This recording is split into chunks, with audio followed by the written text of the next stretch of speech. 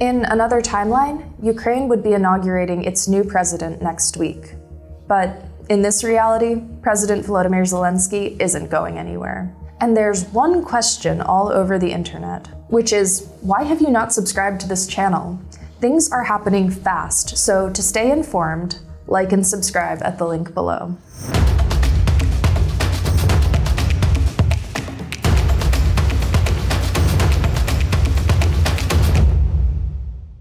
The question is Zelensky's presidency still legitimate? Zelensky's 5-year term in office was supposed to end on May 20th, 2024, but it won't. This is despite Zelensky once promising to be a single-term president. Ironically, due to Russia's full-scale invasion of Ukraine, Zelensky will not technically break that promise 5 years later. On the one hand, since its independence in 1991, Ukraine has been and remains a democracy, so suspending elections is an uncomfortable fit. But, on the other hand, there are dozens of reasons that holding an election during wartime is problematic. To start, elections are impossible during martial law, which Ukraine has been under since Russia launched its full-scale invasion on February 24th, 2022. The Martial Law Act explicitly bans presidential, parliamentary, and local elections. Some of Zelensky's critics argue that there is a legal collision between the Constitution and the Martial Law Act. They claim that since the Constitution is the supreme law, it overrides everything else and that presidential elections cannot be postponed. But what does the Constitution actually say? It's not crystal clear on this.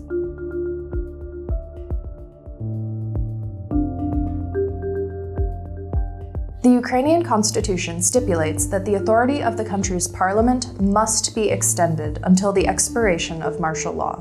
But it does not contain explicit provisions regarding presidential elections. The constitution has no gaps, especially in time of war. And this is a clear text, clear answer that during the martial law, no elections at all for the parliament and the president of Ukraine. The main point is Article 108 of the Constitution of Ukraine. The president of Ukraine exercises his powers until the assumption of office by the newly elected president of Ukraine. It means that president of Ukraine is still in office till the new president of Ukraine will come to the office and occupy his position after the new election. It means the constitution's clear fixes principle of continuity. It means that no gaps in power. While legality means compliance with the law, that's not the same as legitimacy. Legitimacy is the acceptance of the government by the population. And that is an important distinction. So, how do voters feel about Zelensky after 5 years? These are Zelensky's approval ratings. You can see here that in the aftermath of Russia's full-scale invasion, Zelensky's approval rating was an astonishing 94%.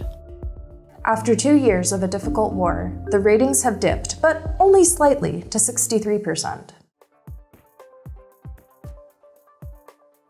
Should Zelensky be concerned? Well, not really. No other Ukrainian president has ever enjoyed approval ratings over 50% at this point in their presidency. Former Parliament Speaker Dmytro Razumkov, now a political opponent of Zelensky, argues that the president should, and even must, transfer his powers to the parliamentary speaker.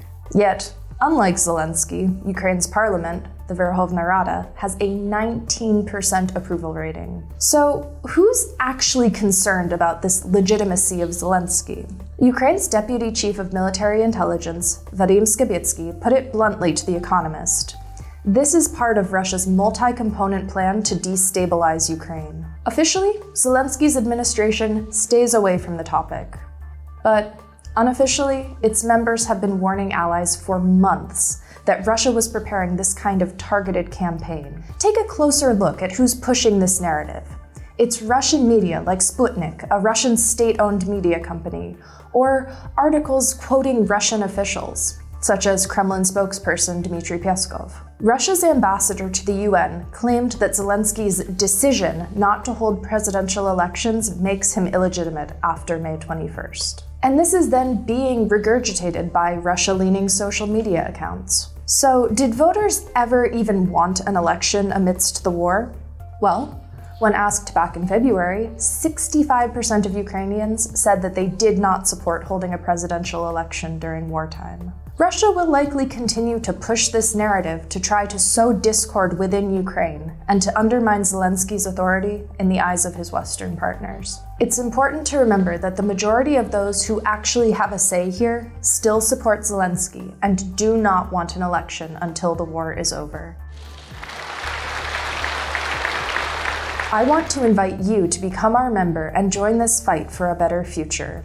At its core, membership is a social contract between the news organization and the community it serves. Our membership benefits go way beyond just reading the news. They're a way to engage with a cause that you believe in. For just $5 a month, less than the price of a cup of coffee, you will receive monthly Q&As with our journalists, access to our members-only Discord, free Ukrainian lessons, and other perks. Support independent journalism. Join us in the fight by clicking here.